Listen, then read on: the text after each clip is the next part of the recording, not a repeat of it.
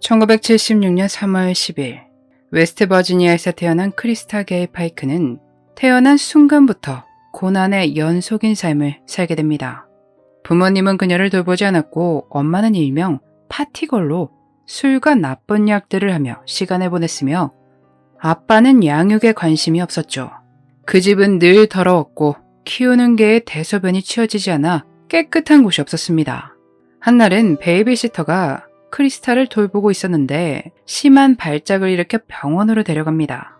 베이비시터는 크리스타 엄마에게 서둘러 전화를 걸어 지금 이런 상황이며 심각해 병원으로 데리고 왔다 라고 설명했지만 내가 지금 거기에 있어봤자 할 거야. 난 또 술을 마시러 가야 해 라고 말했답니다. 정말 엄청나죠. 아빠는 실직 상태라 거의 대부분의 시간을 집에서 보냈으나 집안일은 일절하지 않았습니다.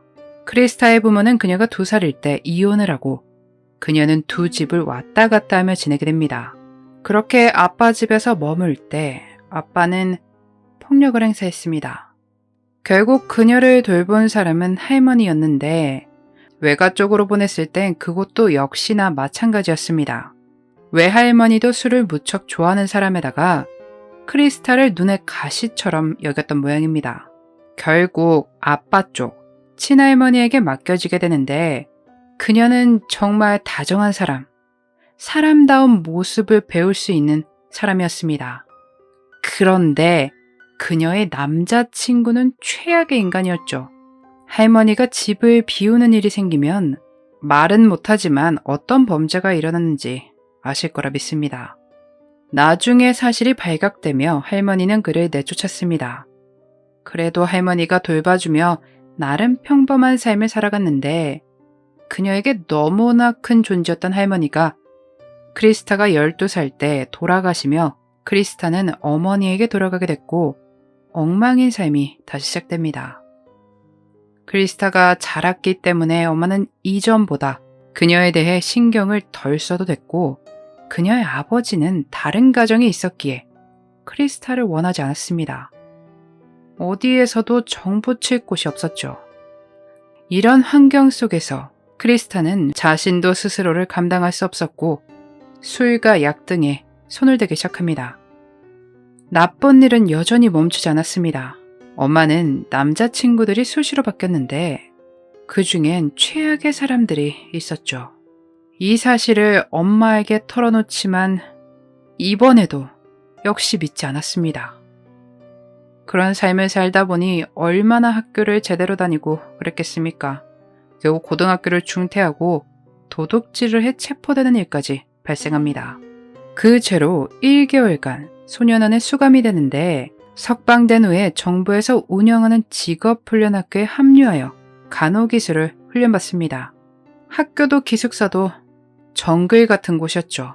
더러운 건 말할 것도 없고 싸움은 일상적으로 일어나고 엉망인 곳이었습니다. 크리스타는 그곳에서 타다릴 쉿이라는 남성을 만나게 됐고 관심은 집착으로 변하기 시작합니다.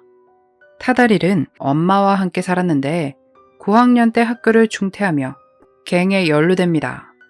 그런 그에게 어머니는 직업훈련을 받아보는 게 어떠냐 권했고 1994년 요리 프로그램에 등록해 훈련을 시작했습니다. 타다릴은 크리스타를 보고 자신이 꿈속에서 봤던 여성과 같다며 그녀에게 다가갑니다. 꿈에서 본 여성을 그림으로 그려 그녀에게 보여줬는데 자기가 보기에도 자신과 닮은 겁니다. 처음에 비웃었던 그녀도 그것을 보고 너무 로맨틱하다며 순식간에 빠져들게 됐고 그들의 로맨스가 시작됩니다. 두 사람의 사랑이 더 불타올랐던 이유 중 하나가 두 사람의 관심사가 비슷해서이기도 했을 겁니다. 두 사람은 사탄을 믿고 오컬트에 집착적으로 빠져 있었죠. 두 사람은 정말 환상의 커플이었습니다. 그렇게 영원할 것 같았던 두 사람의 사랑은 컴퓨터 기술을 배우기 위해 플로리다주 잭슨빌에서 온 콜린 슬래머가 오며 분위기가 바뀌기 시작합니다. 콜린은 사랑스럽고 밝은 소녀로 가족들과도 사이가 좋았고 여러 아르바이트를 하며 주변 사람들과도 사이가 좋았으나 학습장애로 인해 어려움을 겪었습니다. 그러다 컴퓨터 쪽으로 뭔가를 배워야겠다 생각했고 훈련소로 가게 됩니다. 그녀가 훈련소에 들어오고 추수감사절이 되어 크리스타는 기숙사를 떠나 집으로 가지만 남자친구 타다릴과 콜린이 각자 기숙사에 남아 있었습니다. 추수감사절이 끝나고 크리스타가 돌아왔고 타다릴이 콜린이 자신에게 집착했고 추수감사절 동안 스토커처럼 굴었다 라고 알립니다. 이 모든 것은 거짓말이었습니다. 분노한 크리스타는 본인의 친구들에게 걔가 타다리를 노린다, 내 남자친구에게 관심이 있다, 내게서 그를 빼앗으려 한다며 이야기하기 시작합니다. 그걸 들은 친구들은 그들의 눈에는 전혀 그런 분위기가 없었고 그것에 대해 크리스타에게 이야기하지만 귀 기울여 듣지 않았습니다. 그러며 걔는 사탄의 이름으로 희생돼야 해 라고 말했습니다. 실제로 콜린은 타다릴에게 전혀 관심이 없었지만 크리스타의 망상 속에는 그녀가 남자친구를 빼앗으려 하는 악녀였습니다. 크리스타는 콜린을 쫓아다니며 괴롭혔고 그런 위협적인 모습들을 콜린 역시 느꼈기에 학교에서 어떤 애가 두렵고 집에 돌아가고 싶다라는 말을 전화로 알리기도 했었답니다. 부모님이 걱정할까봐 자세한 이야기는 하지 않았다고 하네요. 하지만 어느 순간부터 그런 위협적인 태도가 사라졌기에 그녀도 방심을 하고 맙니다. 1995년 1월 11일 크리스타는 자신의 계획을 친구에게 이야기합니다. 콜린을 살해할 거야 라고 던지듯 이야기했죠. 친구는 늘 하던 얘기겠거니 말뿐이겠거니 하고 넘겨짚었습니다. 그 다음 날인 1월 12일 크리스타는 남자친구인 타다의 집과 그들의 친구 샤돌라 피터슨과 함께 영화를 보러 갈 건데 같이 가겠냐고 콜린에게 묻습니다. 그동안 크리스타가 자신을 괴롭혀왔기에 당연히 콜린은 주저하고 당황했죠. 하지만 이내 콜린은 여기에 참여하고 크리스타가 자신을 괴롭히는 일이 멈추기를 바라며 참석하는 것에 동의합니다. 저녁 8시 네 사람은 만났고 영화를 보러 걸어가는 중 크리스타가 공원 앞에서 멈추더니 여기 공원에 내가 나쁜 풀담배를 숨겨놨어 라고 큰 소리로 갑자기 알립니다. 그러며 그걸 피우러 가자고 친구들에게 말했죠. 넷은 그걸 피우기 위해 숲이 우거진 곳으로 걸어 들어가기 시작했고 어느 으슥한 곳에 도착하자 크리스타와 타다릴이 콜린을 공격하기 시작합니다. 그동안 피터스는 이 모든 걸 지켜보며 망을 봅니다. 30분에서 45분의 시간 동안 폭력을 휘두르며 조롱하고 커터, 네모난 정육칼 등을 사용합니다. 콜린이 울며 빌었지만 그들에게는 아무것도 들리지 않았습니다. 옆에 굴러다니던 큰 아스팔트 조각을 들어 콜린의 머리에 여러 번 향했고 그로 인해 콜린은 사망했습니다. 아무도 신고하지 않았기에 어쩌면 누구도 몰랐거나 체포에 아주 오랜 시간이 걸렸을지 모르나 생각보다 쉽게 범행이 밝혀집니다. 바로 본인이 직업훈련소에 함께 다니는 친구들에게 자신이 저지른 일들을 자랑한 겁니다. 한 친구의 방에 들어가 노래를 부르고 춤을 추고 깔깔거리며 웃다가 친구가 무슨 일이야? 뭐가 그렇게 기분이 좋아? 라고 묻자 콜린을 살해했다고 말했죠. 그리고 다른 친구들에게는 옷과 신발에 묻은 혈흔 자국을 보여주며 이건 콜린 거야 라고 말했다고 하네요. 크리스타는 1월 15일 경찰에 체포되어 신문이 시작됩니다. 미란다 원칙에 대한 자신의 권리를 포기한 크리스타는 범죄를 자백하기 시작합니다. 그렇게 범행을 저지르고 36시간 안에 크리스타 파이크, 타다릴 십, 샤도릴 피터스는 살인 혐의로 체포됩니다.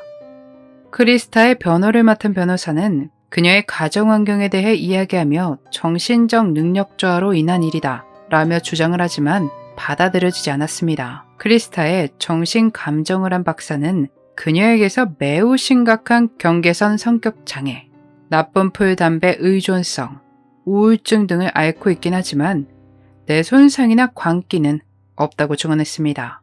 또 이런 사탄 숭배나 그런 쪽의 전문가인 윌리엄 버넷 박사에 따르면 이 범죄에 약간의 악마적 요소가 있긴 하지만 사탄에 관련된 범죄라기보단 사탄주의에 손을 댄 청소년과 집단적인 공격 행위를 더 잘 보여준다고 말했습니다.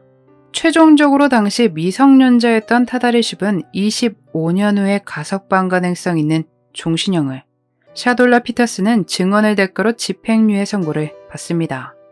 크리스타 파이크는 1996년 3월 30일 살인 혐의로 사형이 내려졌고 1996년 6월 6일에는 살인 공모 혐의로 25년의 형에 선고가 내려집니다. 악마를 그렇게 들먹이더니 선고 날짜가 따라준 것 같네요. 그 성격 쉽게 변하지 않습니다. 감옥에서도 착하게 살지 않았으며 2004년 8월에는 다른 수감자를 살해하려다 미수로 끝이며 유죄 판결을 받습니다. 2012년에는 다른 수감자와 감옥을 탈출할 계획을 세웠지만 실패로 끝납니다. 아직 형이 집행되진 않았는데 형이 집행된다면 테네시에서 150년 만에 처음으로 여성의 사형 집행이 된다고 하네요. 또 미국에서 사형 선고받은 최연소 여성이라는 타이틀도 얻었습니다. 항상 드리는 말씀이지만 어린 시절에 겪었어야 할 모든 일들은 어린아이들이 겪어선 안 되는 일임이 분명합니다.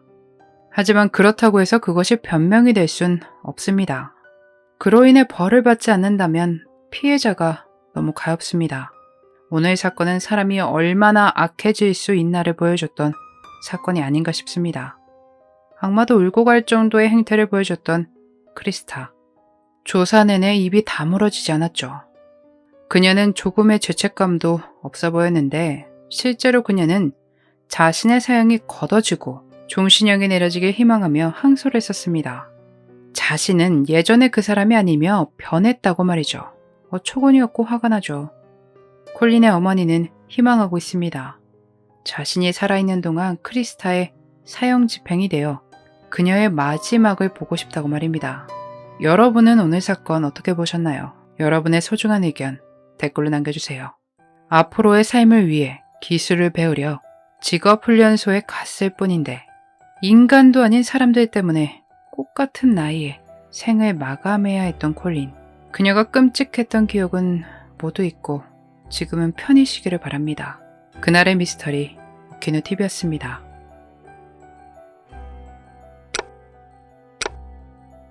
마지막까지 시청해주셔서 감사합니다. 좋아요와 구독은 저에게 큰 힘을 줍니다. 오늘 하루도 수고하셨습니다. 좋은 밤 보내세요.